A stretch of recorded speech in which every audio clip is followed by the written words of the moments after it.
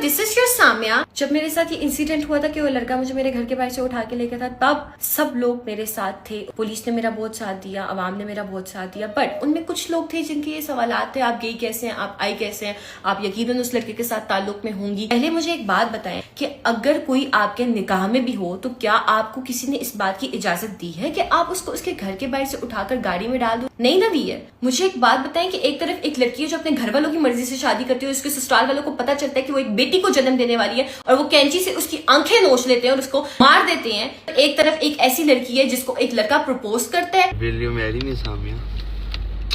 यार नहीं, उससे शादी की बातें करते हैं। जब हम रिश्ते भी करते हैं ना तो हम टाइम जरूर लेते हैं। उस टाइम के अंदर उसको ये पता चलता है कि वो लड़का एब्यूसिव, मारने वाला है और वो उससे शादी से इनकार करती है और वो लड़का उसको उसके घर के बाहर से उठाकर ले जाता है, तो क्या वो लड़की ठीक है या गलत है? क्या मैं वो लड़की बन जाती कि मैं उससे शादी करती और उसके बाद वो मेरा वो हशर करता? या ये बेहतर है कि मैं आज अपने हक के लिए लड़ रही हूँ? When Hasan Zahid propose me तो मैंने उनसे 5 से 6 साल मांगे थे शादी के लिए। उनकी फैमिली को भी ये बात पता है और हमारी फैमिलीज कनेक्टेड थी। वो अपनी वालदा को मेरे घर भेजना चाहते थे। वो मेरे ऊपर इल्जामात लगा रहे हैं कि मुझसे कुछ पैसे लिए हैं, उसने ये किया, उसने वो किया। उन्होंने मुझे आज तक सवाए उस गोल्ड की अंगूठी के जो उन्होंने मुझे मंगनी के तौर पर पहनाई थी, इसके अलावा कभी कोई तोहफा नहीं दिया, कभी कोई तहाइफ नहीं दी है। On the other side Hasan Zahid खुद भी एक चोर है जिनके ऊपर ऑलरेडी ये केसेस चल रहे हैं। 2-3 गाड़ियां उनकी निकली हैं चोरी की, उन्होंने किसी का 50 लाख रुपया खाया है। सारे केसेस हसन जाहिद के ऊपर मौजूद है। और अब हसन जाहिद जैसे बंदे से आप ये एक्सपेक्ट करें कि वो सामिया हिजाब जो कि एक इन्फ्लुएंसर है, हर चीज सोशल मीडिया पे पोस्ट करती है, अपना कमाती है, उन्होंने हसन से कोई पैसे लिए होंगे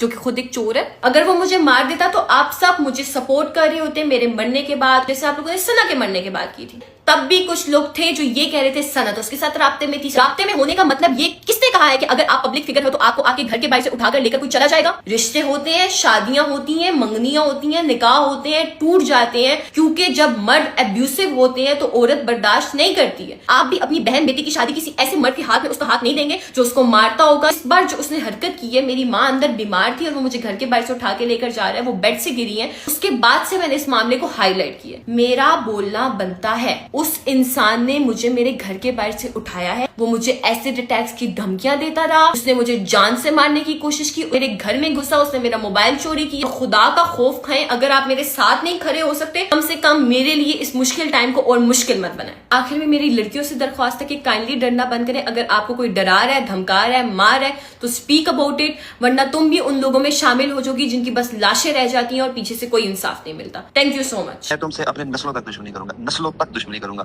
नस्लों तक। नहीं तो दुश्मनी है किस चीज की? मैं आ रहा हूं तुम्हारी तरफ। आ जाओ, आ जाओ, रिंग लेके बाहर खड़ी हो जाओ। आ जाओ।